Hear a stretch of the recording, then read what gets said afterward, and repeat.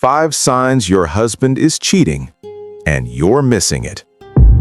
Your gut has been telling you something's wrong for weeks, maybe months.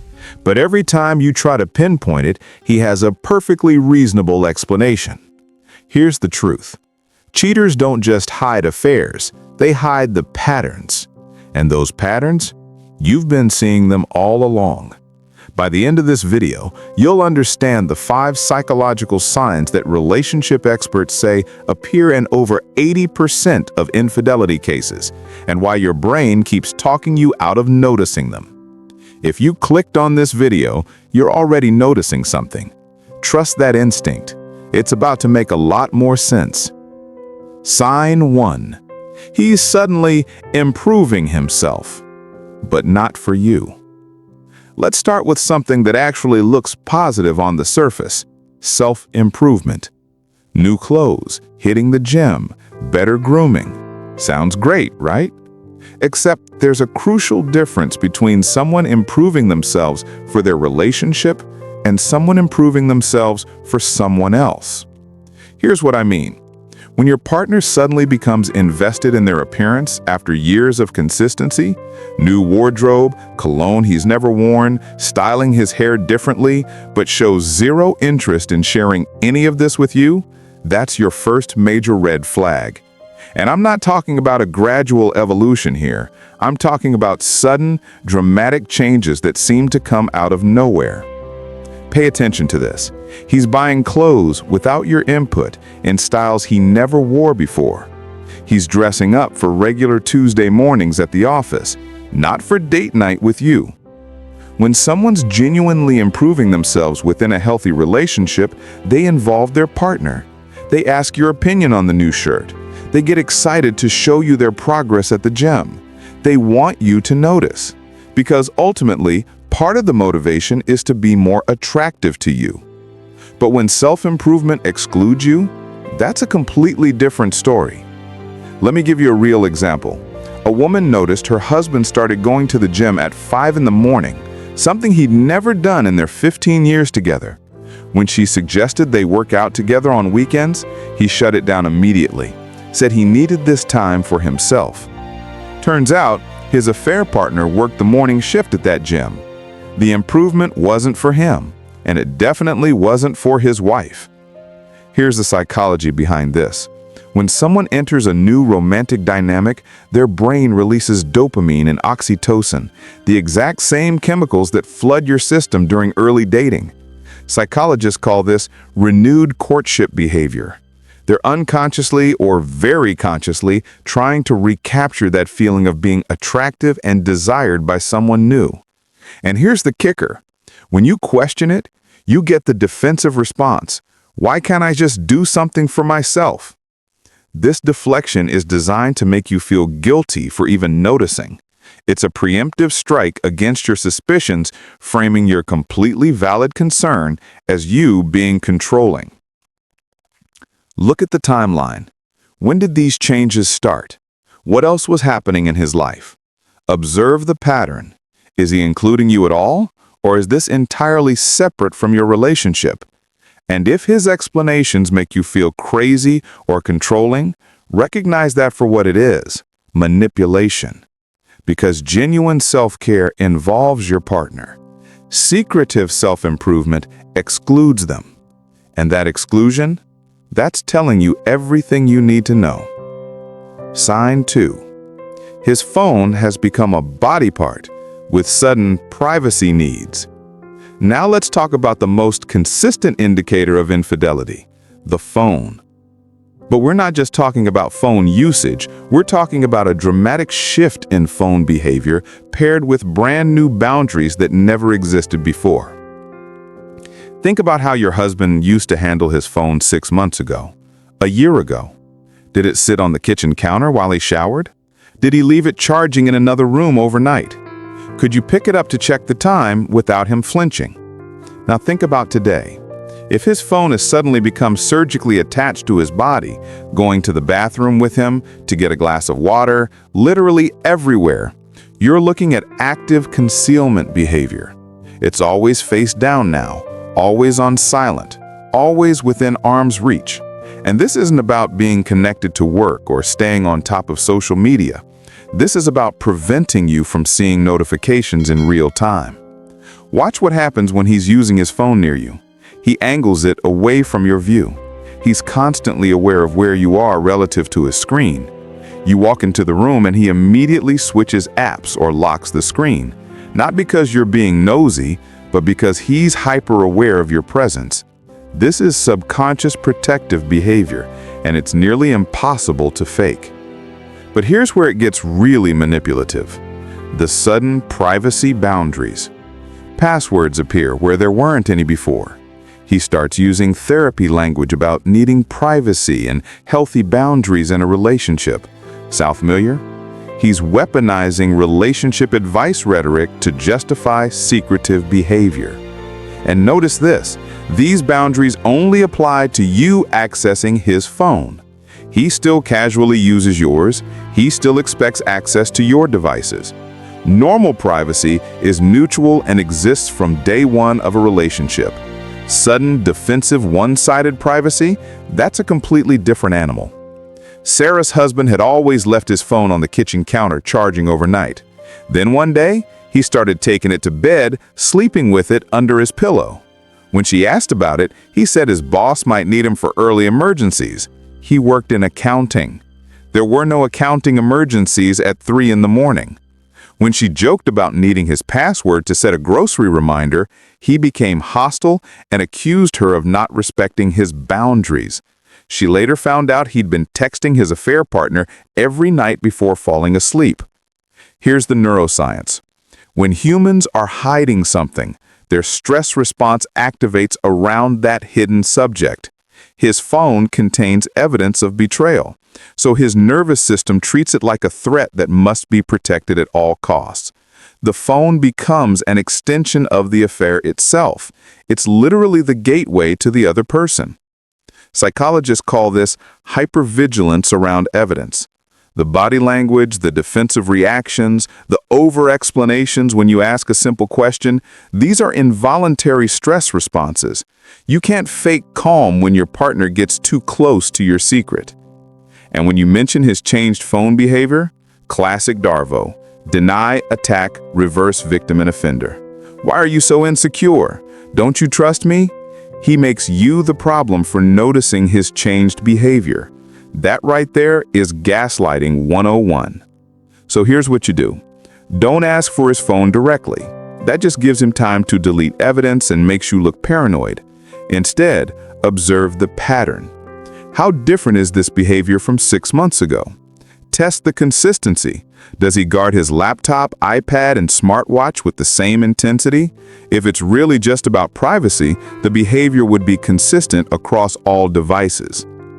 Consider a calm, direct conversation. I've noticed your phone habits have changed a lot recently, and it's making me feel disconnected from you. Can we talk about what's going on? Then watch what happens. If he escalates to anger, personal attacks, or turns it into your character flaw, that's often confirmation that your instinct is absolutely correct. Sign 3. His schedule has new, unpredictable gaps that are actually very predictable. Here's something most people miss. Cheaters need time and opportunity. They can't just disappear randomly without raising suspicion, so they create what looks like unpredictable chaos. But if you actually map it out, there's a pattern, and that pattern is your smoking gun. The most common cover is work. Sudden late nights, early meetings that never happened before, weekend projects that conveniently take him away from home. And when you ask specific questions, who's the client, what's the project about, when's the deadline, the answers are either vague or irritated. Here's how you tell the difference between real work stress and a fabricated excuse. Real work stress comes with actual details. He complains about specific people. He vents about tangible problems. He mentions names, deadlines, frustrations. Fake work excuses, they're generic. Just busy. Big project. You wouldn't understand. Liars keep stories vague because details create accountability. Details can be checked.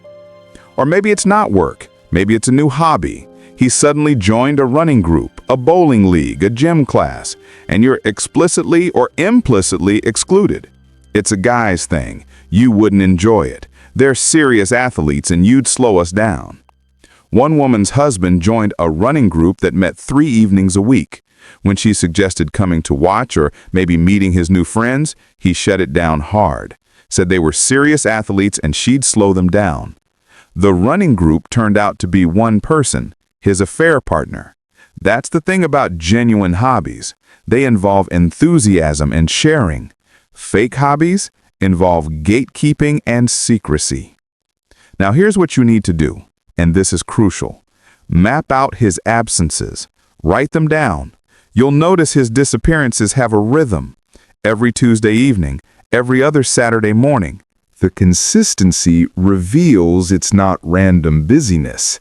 It's scheduled time with someone else. Affairs require planning. They can't just vanish whenever they feel like it, so cheaters create predictable windows disguised as chaos.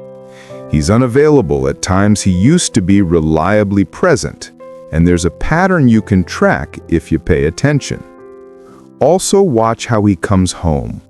Does he shower immediately after the gym when that wasn't his pattern before? Do his clothes smell different? Is his mood noticeably different? Either unusually happy and relaxed or guilty and distant. He's in a different emotional state because he just transitioned from one relationship context to another. Mike told his wife he'd been assigned to a project requiring late nights every Monday and Thursday. After 2 months, she casually asked when the project deadline was. He froze, got defensive. "Why are you interrogating me?" She started tracking. The days were always Monday and Thursday, without exception. When she called his office on a Thursday at 7 p.m., his colleagues said Mike hadn't been there past 5 months. The project was his affair partner's schedule. Those were her free evenings. Psychologists who study infidelity call this double life architecture. The human brain struggles to create truly random lies, so patterns always emerge. The cognitive load of maintaining deception is high. They can't remember intricate false details, so they keep everything vague. And the anger when you question them? That's defensive projection. They're angry at themselves for lying, but they project that anger onto you. So track the pattern quietly. Keep a simple log. Ask specific follow-up questions days later. How did that big meeting go Tuesday? If he can't remember what he supposedly did, major red flag. Test the alibi gently. "I'll bring dinner to your office next Thursday since you've been working so late." Watch for panic. Check verifiable details, car mileage, receipts, location data if you have access to it. And trust the inconsistencies. If stories don't match across time, if details change when retold, your intuition is likely correct. Now, before we get to sign number 4, if you're finding value in this video and you want more psychology-backed relationship advice that actually helps, hit that subscribe button. We're here breaking down the signs that really matter, the patterns most people miss until it's too late. All right, let's keep going. Sign 4. The intimacy has shifted in specific, telltale ways. This one's uncomfortable to talk about, but it's critical. When infidelity enters a relationship, physical and emotional intimacy changes, but not always in the way you'd expect. And that's exactly why people miss it. Here's the passion paradox. Intimacy either drops dramatically or suddenly increases in suspicious ways. Both extremes are red flags, just for different reasons. Scenario A. He's completely withdrawn. No initiation, turning you down constantly, always claiming exhaustion or stress. The message you're receiving is clear. He's not interested. And if you're honest with yourself, when intimacy does happen, he's emotionally absent. Eyes closed, no eye contact. It feels mechanical, like he's going through the motions to keep you from asking questions. You feel like you're having sex with a stranger wearing your husband's face. Scenario B. Suddenly, he's very passionate, trying new things, being sexual in ways that feel completely out of character after years together. And here's the thing, this should be good, right? Except it doesn't feel good. It feels wrong. It feels performative. Both scenarios point to the same problem: emotional energy going elsewhere. When someone forms a new romantic bond, intimacy changes because emotional investment is finite. Withdrawal means he's getting his needs met elsewhere. Overcompensation means he's managing guilt or covering tracks. Research on infidelity shows that emotional and physical intimacy are neurologically linked through bonding chemicals, oxytocin and vasopressin. When someone forms a new romantic bond, these chemicals redirect toward the new person. Dr. Shirley Glass, a pioneering psychologist in this field, found that emotional affairs begin when emotional intimacy with a partner decreases while increasing with someone else. The physical changes are just symptoms. Pay attention to new requests or techniques that feel jarring. He suddenly wants to try things he's never mentioned in years together. The change isn't a natural evolution, it's abrupt. And when you're not immediately on board, there's impatience or frustration, like he's comparing you to someone else. Because he probably is. He's either learning these preferences from someone else or wanting to recreate with you what he's doing with them. There's also the guilt sex pattern. After suspicious absences, he initiates unexpectedly. This is subconscious guilt management, reassuring himself he's still present in the marriage. But it doesn't feel loving. It feels apologetic, obligatory. Then it's back to distance until the next suspicious absence. Denise noticed her husband stopped initiating intimacy entirely. When she initiated, he'd comply but seemed distant. Eyes closed, minimal kissing, finishing quickly. After 6 weeks, he suddenly became passionate again, trying things they'd never done. She felt confused. Wasn't this supposed to be good?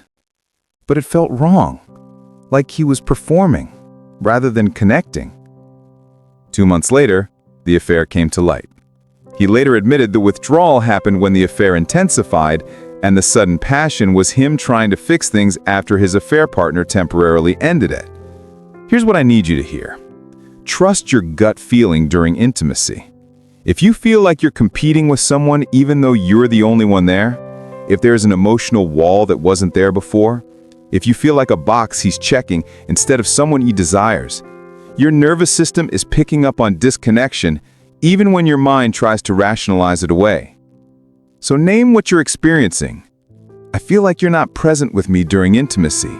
Something feels different. Don't accept vague reassurances. If he says he's just stressed or you're imagining it, trust your body's read of the situation.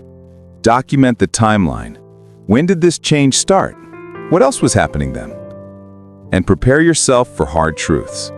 If every instinct says something's wrong, investigation may be necessary. Phone records, patterns, or direct confrontation. And listen, if this sign hit home for you, you're definitely going to want to check out our video on 5 things cheaters say when confronted and what they really mean. I'll drop that link in the description. It goes even deeper into how these patterns work. But first, let's talk about sign number 5, because this one ties everything together and it's probably the most psychologically manipulative of them all. Sign 5, he's rewriting your relationship history and making you the villain. This final sign is insidious because it doesn't just affect the present.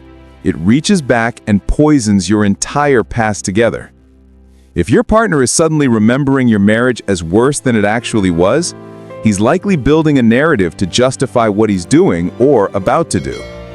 Psychologists call this revisionist history or relationship devaluation, and it's one of the strongest indicators that infidelity is happening or imminent. Here's how it shows up. He brings up old conflicts you resolved years ago, as if they're still current issues. Happy memories get reframed negatively. That vacation you both loved? I never really wanted to go there. I just went along to keep the peace. That inside joke you've shared for years? I always thought that was annoying. Things he used to love about you, your laugh, your independence, your cooking, are suddenly framed as irritating or inadequate. Out of nowhere, he declares you've both been unhappy for years. And when you're confused because from your perspective things seemed fine, he insists you're in denial. You're blindsided because you just celebrated your anniversary. You've been making future plans together. You laugh together daily. But he's rewriting history to justify an affair that may have just started. Here's the psychology. Cheaters experience cognitive dissonance. They're holding two conflicting beliefs. I'm a good person, and I'm betraying my partner. The brain can't hold that contradiction comfortably, so it resolves the conflict by making you the bad guy. If you've always been the problem, if the relationship has always been broken, then his cheating isn't a choice he made. It's an inevitable response to impossible circumstances. He remains the good guy. You become the villain in his reconstructed narrative. Your character comes under attack. He criticizes your personality, appearance, behavior in new, harsh ways. These aren't constructive conversations about growth. They're character assassinations. He compares you unfavorably to vague others, like other wives. He's often comparing you to his affair partner, either consciously or unconsciously. He paints himself as the long-suffering victim, tells friends, family, maybe even you that he's been putting up with things for years. He frames himself as noble for staying. This is narrative preparation, getting support systems in place before the affair is revealed so that when the truth comes out, people think, well, she was difficult. I can see why he strayed. The most manipulative part? The justification formula. You made me. He creates a cause and effect story where your behavior caused his need to seek comfort elsewhere. This is blame shifting at its most toxic, making his choice to cheat your responsibility. When you question specific changes in his behavior, he deflects. Maybe if you paid more attention to me, I wouldn't have to work late. If you appreciated me more. Every concern you raise somehow becomes your failing. Karen and Tom were married 18 years. By everyone's account, they had a strong marriage. Then Tom started an affair at his CrossFit gym. Within weeks, he told Karen they'd never really been compatible, that she was too controlling, that he'd felt trapped for years. When she asked for examples, he couldn't provide specific incidents, just vague feelings. When she showed him photos and messages from happy times, he said she was manipulating the narrative. After the affair was discovered, Tom's therapist explained he'd been engaged in revisionist history to justify his actions. Once the affair ended, Tom acknowledged his characterizations had been completely distorted by guilt. According to Dr. John Gottman's research, when partners rewrite their relationship history negatively, it's one of the strongest predictors of divorce and a major indicator of infidelity. It's a psychological defense mechanism that transfers moral responsibility from the cheater to the betrayed partner. So, here's what you do. Document your reality. Keep evidence of positive interactions, texts, photos, shared moments. This protects your sanity when he tries to gaslight you about your history. Don't internalize the blame. He's rewriting your history is about his internal narrative, not objective reality. Talk to trusted friends or family. Get reality checks from people who've witnessed your relationship. If they're confused by his sudden negativity, trust that outside perspective. And recognize this is often endgame behavior. When someone's rewriting history, they're usually preparing to exit or justify something already happening. And call out the pattern directly. 6 months ago, you said our marriage was the best decision you ever made. Now you're saying we've been unhappy for years. That timeline doesn't make sense. What's really going on? Protect your mental health. This type of manipulation is emotionally abusive. Consider individual therapy to maintain your sense of reality because this kind of gaslighting can make you question everything. So let's quickly recap what we covered today.